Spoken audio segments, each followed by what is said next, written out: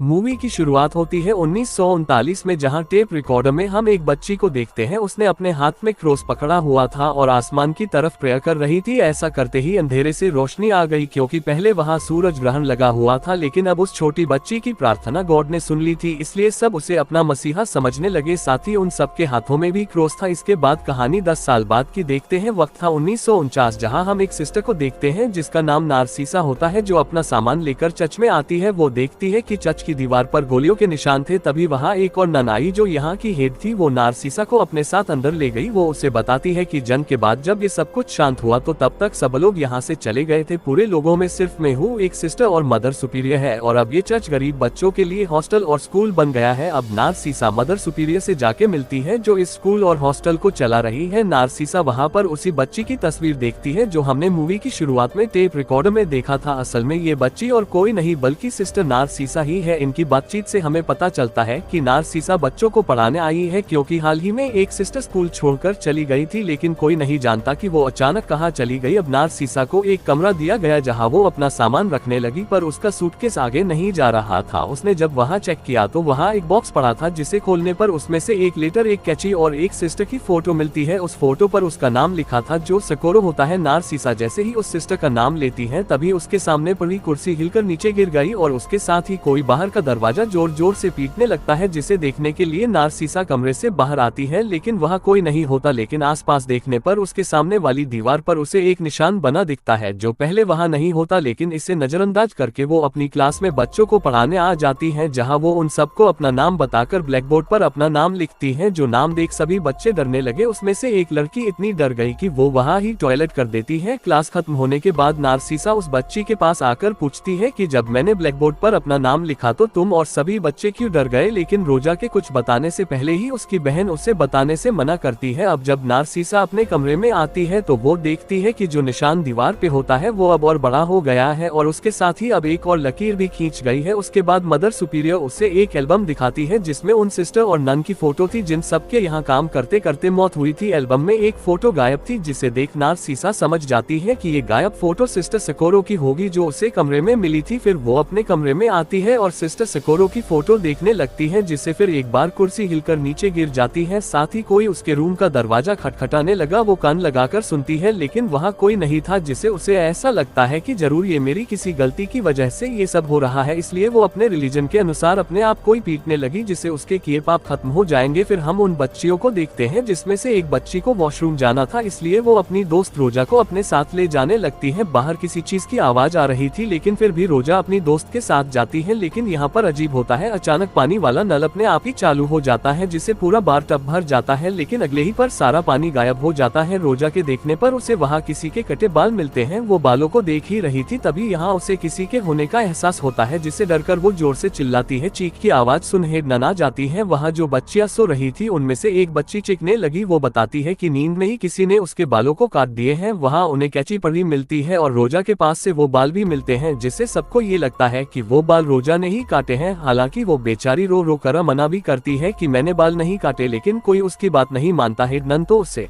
पीटती भी है। दूसरे दिन नारसीसा क्लास में आती है तो वो देखती है कि आज क्लास में रोजा नहीं आई। बच्चों में पूछने पर उसे पता चलता है कि हेड नन ने सजा के तौर पर उसे सेल में बंद कर दिया है। जो सुनकर वो जल्दी से सेल में आती है, जहां रोजा उसे बताती है कि मैंने उस लड़की के बाल नहीं काटे, बल्कि बाथरूम में मैंने किसी बच्ची की आत्मा देखी थी, और वो सिर्फ मैंने ही नहीं बल्कि आपके आने से पहले कई लोगों ने उस आत्मा को देखा है। इसके अलावा हम सब बच्चों को दीवार पर वो निशान बना हुआ देखा था जैसा आपके कमरे के सामने बना हुआ था। हमने जब ये बात आपसे पहली वाली सिस्टर से कही तो उसने उस तस्वीर का एक पैर बनाकर आधी तस्वीर को पूरा कर दिया। ऐसा करके वो हमें समझाना चाहती थी कि यहाँ कोई आत्मा नहीं है, जबकि आत्मा सच में यहाँ पर है। तस्वीर को पूरा करने के दूसरे ही दिन उसका नाम अपने आप ही ब्लैकबोर्ड में लिखा गया, जिसके बाद वो गायब हो गई और उसकी जगह पर आप आई। आगे रोजा बताती है कि जब आपने अपना नाम ब्लैकबोर्ड पे लिख रही थी तो इसी वजह से सभी बच्चे डर रहे थे, क्योंकि अब तक जिसका भी नाम उस ब्लैकबोर्ड पे लिखा गया वो गायब हो गया। शाम को नारसीसा वापस आई तो उसने देखा कि एक सिस्टर किचन में मोमो डिश बना रही थी उसे पूछने पर उस सिस्टर ने कहा कि ये कल सुबह का बच्चों का नाश्ता है। वो नारसीसा को भी एक मोमो खाने को देती है। जैसे ही नारसीसा उसे खाती है तो उसके मुंह से खून आने लगता है। देखने पर उसे पता चलता है कि उसने जो खाया वो कोई मोमो नहीं बल्कि इंसानी आंखें हैं, जो देख नारसीसा काफी डर जाती है और सामने देखने पर उसे पता चला कि वो आंखें और किसी की नहीं बल्कि उस सिस्टर की थी जो अब बिना आंखों के थी। जो देख नारसीसा चिल्लाने लगी और वहाँ से भागकर एक कमरे में आ जाती है जहाँ कोई उसका गला दबाकर उसे मारने की कोशिश करता है, जिसके साथ ही उसकी आंखें खुल जाती हैं और ये सिर्फ उसका एक बुरा सपना था। पर अब आंखें खोलने पर वो देखती है कि वो निशान अब और बड़ा हो चुका है। निशान में मरने वाले इंसान के अब 2 हाथ और 1 पैर होता है और अब सिर्फ 1 पैर ही बनना बाकी है। लेकिन इसे नजरअंदाज करके नारसीसा क्लास में आती है और पढ़ना शुरू करती है, लेकिन तभी रोजा डरकर वहाँ से भाग जाती है। तभी नारसीसा देखती है कि अब ब्लैक बोर्ड पर रोजा का नाम लिखा है। वो जल्दी से रोजा के पास आती है और उसे समझाती है कि तुम्हें डरने की कोई जरूरत नहीं है, मैं हूं ना। लेकिन रोजा काफी डरी हुई थी, इसलिए नारसीसा रोजा को लेकर उसी तस्वीर के पास आकर तस्वीर का पैर बना देती है, जिससे वो रोजा को बता सके कि यहाँ कोई आत्मा नहीं है। लेकिन अचानक रोजा उसे कहती है कि तुम्हारे पीछे किसी औरत की आत्मा है। जैसे ही नारसीसा उसे देखने के लिए मुड़ी तो वहाँ कोई नहीं होता, पर वापस दिखने पर रोजा वहाँ से गायब थी। वो और रोजा की दोस्त हर जगह पर रोजा को खोजने लगते हैं, लेकिन वो नहीं मिलती। नारसीसा ये बात हिरनन को बताती है, लेकिन उल्टा हिरनन नारसीसा को ही बोलने लगती है और उसे स्कूल छोड़कर जाने को कहती है। ऐसा लग रहा है कि हिरनन ये नहीं चाहती कि यहाँ जो कुछ भी हो रहा है वो नारसीसा को पता चले। लेकिन अब नारसीसा रोजा को ढूंढते हुए एक कमरे में आती है, पर वो यहाँ से बाहर जा ही नहीं पाती क्योंकि दरवाजा बाहर से बंद हो जाता है। तभी उसे अपने सामने कई सारी आंखें दिखने लगती है और पीछे से कई सारे हाथ उसे पकड़ लेते हैं। नारसीसा जीसस का नाम लेकर जैसे तैसे वहाँ से बाहर आती है, जहाँ उसके सामने रोजा की लाश लटकी थी, जो देख सिस्टर काफी दुखी होती है। फिर हम देखते हैं कि रोजा की अब अंतिम विधि हो रही थी, जिसे दुखी होकर नारसीसा अब चच छोड़कर जाने लगती है। लेकिन तभी उसकी नजर आसमान की तरफ जाती है और अब सूरज ग्रहण लगने लगता है, बिल्कुल वैसे ही जैसे उसके साथ बचपन में हुआ था तब की तरह। फिर एक बार यहाँ अंधेरा छा जाता है, लेकिन कुछ देर बाद जैसे ग्रहण हटा तो तेज रोशनी आती है। लेकिन फिर भी वो उस सूरज को देखती रही, जिससे उसकी आंखें चली जाती हैं। पर आंखें न होने के बाद भी वो सब कुछ देख पा रही थी। वो देखती है कि आखिर यहाँ पर क्या हुआ था। ये वो वक्त था जब जंग हो रही थी। नारसीसा देखती है कि कुछ लुटेरे चर्च में घुस आते हैं, जिसमें से एक लुटेरा ने सिस्टर सकोरो के साथ बलात्कार किया। जो देख दुखी नारसीसा चिल्लाने लगती है, जिसके साथ वो अपने होश में आती है। जहाँ सब लोग देखते हैं कि नारसीसा की आंखें अब चली गई, इसलिए सब लोग उसे लाकर कमरे में लिटा देते हैं। जिसके बाद नारसीसा फिर एक